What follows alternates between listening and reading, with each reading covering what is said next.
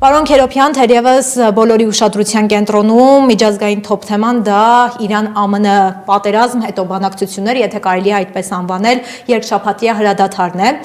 Դուք նայելով այսպես ուժային բալանսին, կողմերի հռետորաբանությանը, մի կողմ դնենք քարոզչական, այսպես ասած, թեզերը, որովհետև բոլորը պնդում են, որ իրենք են հաղթել, իրենք այս պատերազմում հաղթանակ են տարել իրենց ձևով, ընդհանուր առմամբ կարելի է խոսել Իրանում, Իրանի եւ ԱՄՆ-ի պարագայում հաղթանակ տանելու մասին, որովհետեւ Իրանի ժողովուրդը արդեն երեկվանից տոնում է այդ հաղթանակը։ Ուրեմն սկսենք նրանից, որ այս պատերազմը իհարկե շատ կարևոր է հենց հայկական տեսանկյունից, քանի որ Իրանը բարեկամ պետություն է, Իրանով անցնում են մեր մատակարարման ճանապարհները եւ ոչ վերջին հերթին, վերջին տարիներին ձեռք բերված ռազմական տեխնիկայի մատակարարումները, դա գաղտնիք չէ, դրա մասին շատ են խոսել եւ ցանկացած բան, որ տեղի ունի Իրանում, բնականաբար հետաքրքրություն են ներկայացնում, իսկ այստեղ խոսք գնում է հենց մեր սահմանից այն կողմ տեղի ունեցող պատերազմի մասին եւ շատ հեռու չէ այն օրը, երբ գրակոչները կամ արգերը կսկսեն պայթել անմիջապես Հայաստանի սահմանի մոտակայքում։ Ինչ է տեղի ունենում վերջին մոտապես 40 օրվա ընթացքում։ Փոխհրաձգություն, որի ընթացքում կողմերից որևէ մեկը ռազմավարական առավելություն չի ստացել։ Միացյալ Նահանգները եւ Իսրայելը ընդունել են, որ Իրանի հրթիռային պոտենցիալը չի վերացվել եւ վերջին երկու շաբաթվա ընթացքում այդ հրթիռային պոտենցիալը ավելի ու ավելի մեծ իրական կիրառում է ստացել, ավելի հզոր հրթիռներ են կիրառվել, ավելի հեռու թիրախներ են խոցվել, ավելի ցավոտ է ամեն դեպքում այդ պատերազմը ընթանում Իսրայելի եւ ԱՄՆ-ի համար եւ չպետք է մոռանանք, որ նրանք չեն կարողացել հավաքագրել դաշնակիցներ այս հարցում։ Միակ բանը, որ կարողացել են անել, դա ծոցի երկրների, դա Միացյալ Էմիրություններ, Օման, որոշ չափով, որտեղ Օմանն էլ է տուժել, Կատար, Բահրեյն, Քուվեյթ, Սաուդյան Արաբիա, որոշ չափով Հորդանա, որտեղ գիտենք Հորդանանի տարածքում ԱՄՆ ռազմաբազա է խոցվել եւ այնտեղ հենց գետնի վրա ինքնաթիռներ են վնասվել, մեկը ոնց որ թե անվերադարձա կամ երկուսը։ Այդ ծոցի պետություններն են այսպես համախմբվել պահանջելով Միացյալ Նահանգներից դադարեցնել Իրանի դեմ գործողությունները, որովհետև անպաշտպան են մնացել Իրանի այսպես փոխադարձ եւ հակադարձ գործողությունների նկատմամբ, հասկանալով նաեւ, որ Իրանը դե ֆակտո իրեն վերագրել եւ ստացել է իրավունքը խփել ծոցի երկրներում Միացյալ Նահանգների բազաներին եւ բիզնես հետաքրքրություններին եւ որպես կոլատերալ այսպես վնաս նաեւ վնաս հասցնելով իսկ որոշ չափով շատ այսպես զգայուն վնաս հասցնելով այդ երկրների ենթակառուցվածքներին, այդ երկրների բնակչության այսպես սենտիմենտին, հա, եւ հակապատերազմական այսպես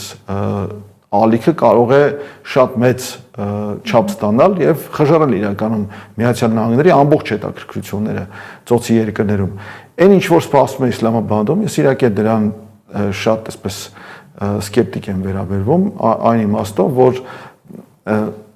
հայտարարություններից հետո, որ հրադադար եւ այլն, Իսրայելը սարսափելի հանցագործություններ են գործում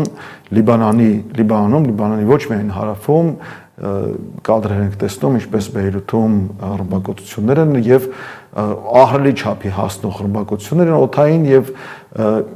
Լիբանանի հարավի տարածքի նկատմամբ Իսրայելի անթաքույց այսպես պահանջ է ներկայացվում ոչ միայն ապառազմականացման, այլ ռազմակալման պահանջ է ներկայացվում եւ այստեղ խոսել են բանի մասին, որ ինչ որ երկար սպասված խաղաղություն կամ հրադադար կարող է գա տարածաշրջան, դա ավելորդ է։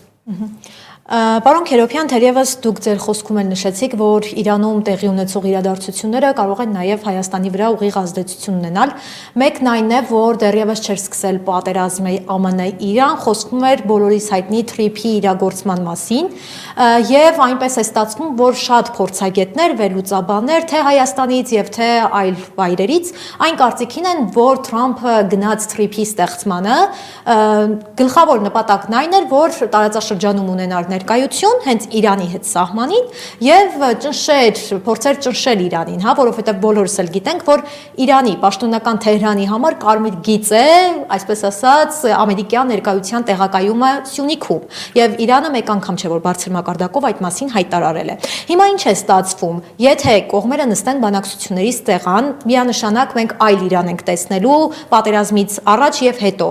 Ինչպես դա կանդրադառնա, հա, արդյոք թրիփը կյանքի կկոչվի մեր դեպքում եւ ինչպես դա կանդրադառնա Հայաստանի վրա ցանկացած սցենարով, ցանկացած Իրան ունենալու պարագայում։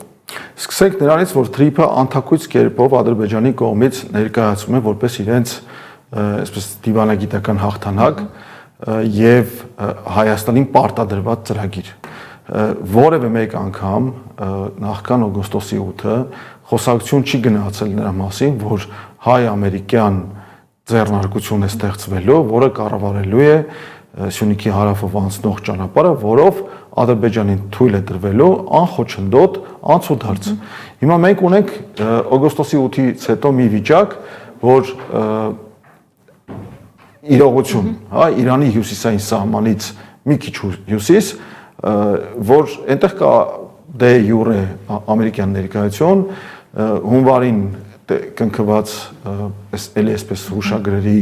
արդյունքում այդ ներկայությունը ստացավ դոմինանտ ներկայություն, հիշում ենք 74-26 հարաբերակցությունը,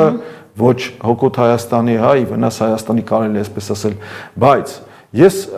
ձեռնպահ կմնամ թրիփի նկատմամբ կարծիք հայտնելուց, այն տրամաբանությամբ, որ դրա մասին մենք ամեն ինչ չէ, որ գիտենք։ Այս կառավարությունը, այս վարչախումբը այնքան հաճախ է ստել եւ ստի վրա բռնվել, որ ես վստահ եմ, որ թրիփի շուրջ կան կուլիսային պայմանավորվածություններ, որոնք թաքուն են պահվում ժողովրդից, թաքուն են պահվում Հայաստանի բնակչությունից, որովհետեւ դրանք ավելի վնասաբեր են հայերի համար, Հայաստանի համար։ Հիմա ինչքանով են վնասաբեր, չեն կարող իմանալ, մինչև դրանք ամբողջությամբ չպարզվեն, բայց դատելով են բանից ինչպես է այդ ամեն ինչը փաթաթվում մեր վզին, հնարավոր եմ համարում, որ այնտեղ լինեն ավելի այսպես նվաստացուցիչ, ստորացուցիչ պայմաններ։ Հիմա կարելի է վիճել, թե արդյոք 26%-ը ստորացուցիչ է, թե ոչ։ Իսկ ինչու ոչ 99 օրինակ, հա? Ինչու օրինակ ամերիկյան կողմի համար բավարար չէ 1% ներկայությունը որպես երաշխավոր, հա, եւ ինչու է այստեղ այնպիսի մեծամասնությունը, որ նույնիսկ լավ 3/4 չասենք, բայց մի խաս պակաս 3/4-ից, իսկ 2/3-ից շատ ավելի շատ։ Եվ այստեղ խոսք չի կարող գնալ ընդհանրապես իրավահավասարության մասին այս հարաբերություններում, իսկ իրավահավասարությունը միջազգային հարաբերությունում ամենակարևոր սկզբունքն է։ Եթե դու զիջել ես քո իրավունքները, ապա դու զիջում ես ինքնիշխանությունը։ Շատերը ասում են, որ այնտեղ գիտեք ինչ կա հայտարարություններում, ուշագրերում Հայաստանի ինքնիշխանության մասին մեկ անգամ չէ որ նշվում է եւ այլն, բայց եթե զիջել ես իրավունքներդ եւ զիջել ես իրավահավասարություն, ապա ինքնիշխանության մասին խոսելն ավելորդ է այստեղ։ Եվ մեկ անգամ, եթե ճիշտ եմ մեջբերում, Ալիևը ըստ էության ոչ ուղիղ, բայց ասել էր, որ երբ գնա Թրամփը, չի լինի թրիփը։ Ըստ էության եւ մեկ անգամ չէ, որ Թուրքիան եւ Ադրբեջանը հայտարարում են, որ թրիփ կասեք, թե միջանցք կասեք եւ այլն, դա նույն Զանգեզուրի միջանցքն է։ Ուղղակի այլ ձևակերպմամբ։ Իրենք թրիփ այլևս չեն ասում։ Եվ Ալիևը ուղիղ կերպով մատնաշել է, որ Թրամփին ինքն է խնդրել իր անունը կպցնել այդ ճանապարհին, որպեսզի ստանա իր ուզածը։ Հիմա ինչքանով է իր ուզածը ամբողջական դարձել, հա, կախված է դրանից, թե մենք ինչ կանենք դրա նկատմամբ։ Արդյոք կօգտագործենք այս ժամանակավոր այսպես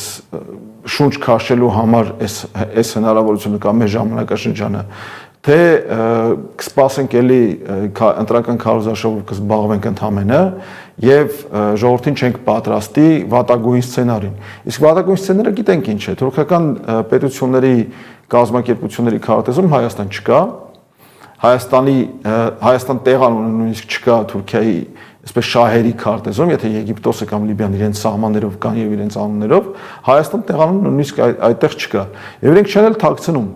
Թուրքիան տեսեք միշտ ասում է, որ ես համաձայն եմ Հայաստանի եւ Ադրբեջանի միջև խաղաղությանը Ադրբեջանի պայմաններով։ Բնականաբար, այստեղ խոսք չի գնում որևէ իրավահավասարության մասին, այստեղ խոսք չի գնում նրա մասին, որ Հայաստանի շահերը ընդհանրապես ասած պաշտպանված են։ Իսկ Հայաստանի շահերը դրի ուրիշ բանի մասին են։ Հայաստանի շահերը պետք է բխեն մեր այսպես ճանապարհի ցանկությունից, ինչ է ով ենք մենք եւ ուր ենք ուզում գնալ։ Արդյոք ձևակերպված են այս շահերը թե ոչ։ Հիմա մենք շատ կարող ենք խոսել որն է հայկական շահը եւ այլն, բայց գիտենք մի բան, որ այսօրվա վարչախումբը ոչ միայն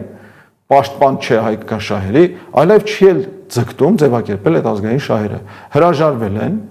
Հայաստանի շահերից, հրաժարվել են ազգային անվտանգության ռազմավարությունից, միջավայրից վերջերս իմ գործընկերներից մեկը նամակ էր ստացել ի պատասխան իր հարցմանը ազգային անվտանգության խորհրդի գրասենյակից, ավելի շուտ անվտանգության խորհրդի գրասենյակից, որ շարունակում է գործել 2007 թվականին նախագահի հրամանագրով գործի դրված ազգային անվտանգության ռազմավարությունը, այն փաստաթուղթը, որը 20 թվականին հրապարակվել է, այն արդիական չէ եւ փաստորեն չի գործում, իսկ այժմ ինչով են առաջնորդվում ընթացիկ աշխարհագրական սպառնալիքներով եւ իրավիճակային արձագանքումով, որը իրականում պաշտոնական հանցագործություն է։ Մի անգամ եթե հայտարարել ես անվտանգության ռազմավարություն ունենալու մասին, իսկ դա համապարփակ պետք է լինի, ապա այլևս չես կարող ասել, որ այդպիսին չունես եւ չես էլ պատրաստվում ունենալ։ Ես վերջերս վարչապետի պաշտոն զբաղեցնող անձը ուղիղ եթերում խոստովանեց, որ ազգային անվտանգության ռազմավարություն չունեն եւ առաջնորդվում են իրավիճակով։ Իմիջիայլոց պետք է ասեմ, եթե սահուն անցանք այս թեմային, սրանից 1 տարի 2 ամիս առաջ մոտավորապես 25 թվականի փետրվարին ստեղծվել է ազգային անվտանգության նոր ռազմավարության աշխատանքային խումբ, այդտեղ բարձր պաշտոնյաներ են ներգրաված եւ անվտանգության խորհրդի նիստերի արձանագրություններում կամ առնվազն մամլո հաղորդագրություններում այդ նիստերի մասին խոսք էլ չի գնում անգամ այդ նոր ռազմավարության մշակման ընթացքի մասին։ Այսինքն մենք այսօր ունենք մի վիճակ, որ ոչ այդ ազգային անվտանգության ռազմավարությունը մշակում, ոչ հետամուտ է լինում, չկա որևէ հետևողականություն, փաստացի հանցավոր անգործություն է տեղի ունենում։ Ժողովրդին չեն պատրաստում ոչ մի բանի, ոչ խաղաղության, ոչ էլ պատերազմի։ Իսկ պատերազմով տեսեք ամեն օր համարյա կարելի ասել սպառնում են։